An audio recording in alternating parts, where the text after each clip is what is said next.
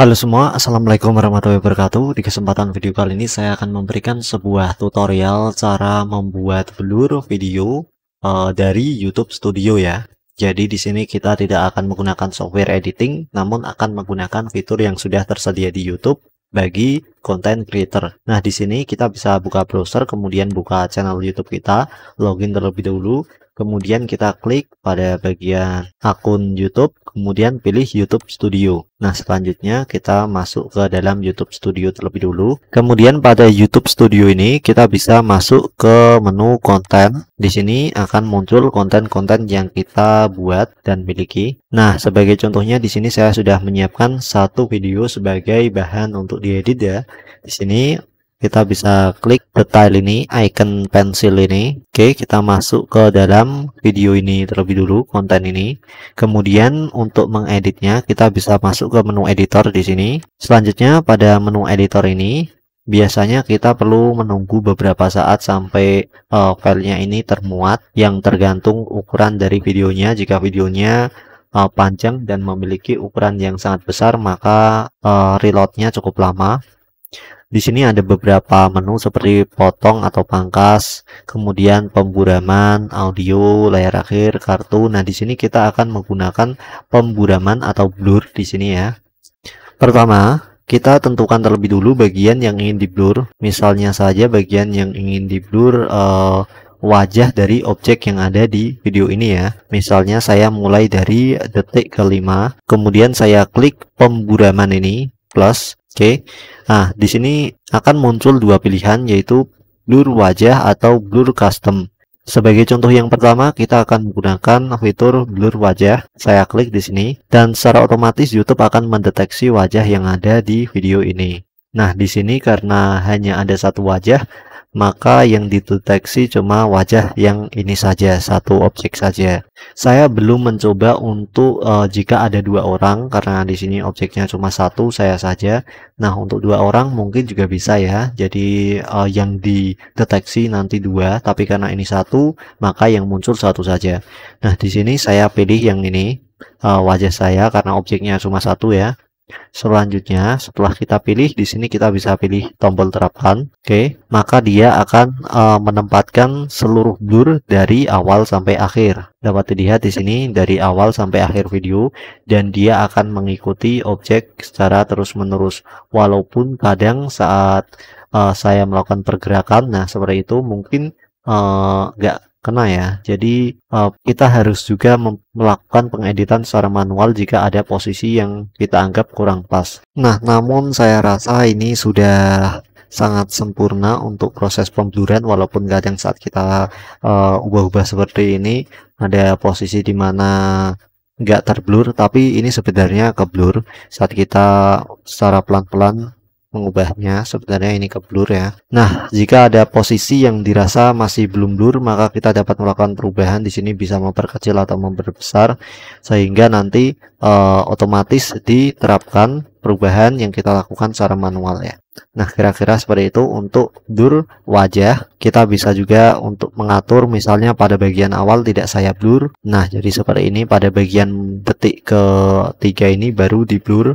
Misalnya, kita juga bisa lakukan mengatur durasinya ya. Di sini saat terakhir saya hilangkan blurnya misalnya. Nah, kira-kira seperti itu kita dapat melakukannya di sini. Controllernya pada bagian atas ini ya. Kemudian jika sudah, kita bisa pilih simpan untuk melakukan penyimpanan perubahan. Di sini kita bisa pilih simpan. Namun jika seumpamanya tidak jadi untuk melakukan perubahan, kita bisa hapus saja dengan cara klik ini. Kemudian kita pilih delete. Klik delete pada keyboard. Nah, maka blur tadi akan langsung dihapus dengan menekan tombol delete di keyboard. Oke, selanjutnya saya ingin mencoba blur secara custom ya, misalnya custom.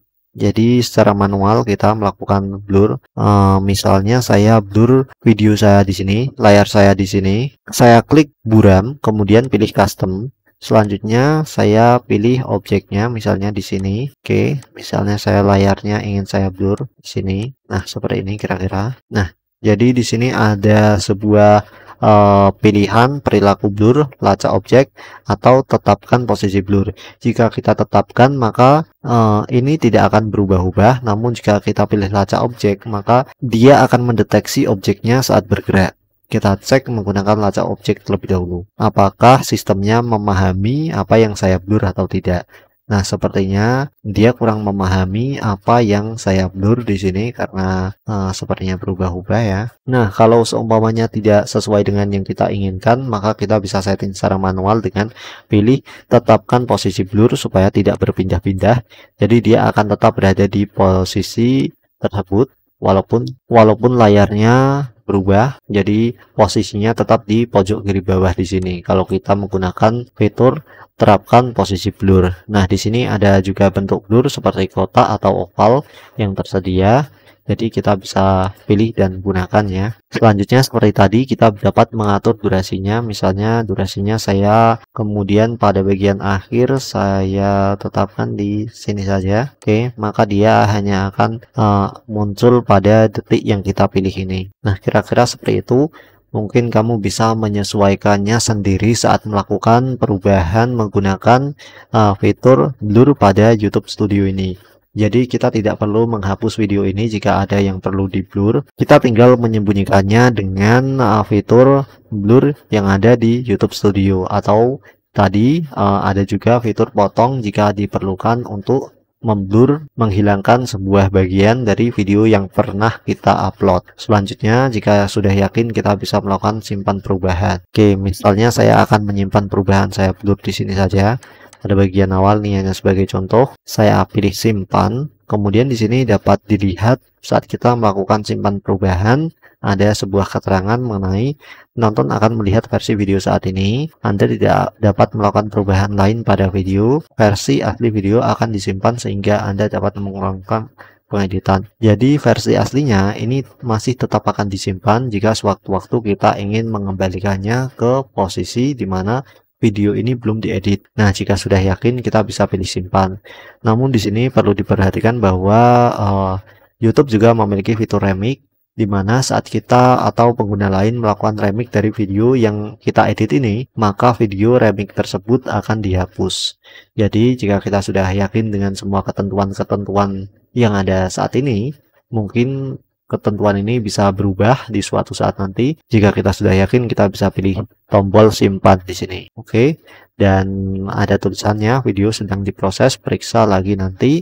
Kemudian kita bisa kembali lagi saja di YouTube Studio dan di sini dapat dilihat ada pemrosesan yang sedang berlangsung, memproses hingga HD, estimasi tidak tersedia. Nah, di sini berarti kita sudah berhasil melakukan perubahan. Kita tinggal cek saja nanti atau beberapa jam setelahnya saat pengeditan telah selesai dilakukan. Nah, kira-kira seperti itu tutorial cara blur melalui YouTube Studio dengan mudah. Jika kamu mengalami kesulitan dalam video ini, silahkan tuliskan di kolom komentar untuk didiskusikan. Terima kasih sudah menyaksikan video ini dan sampai jumpa. Assalamualaikum warahmatullahi wabarakatuh. Goodbye.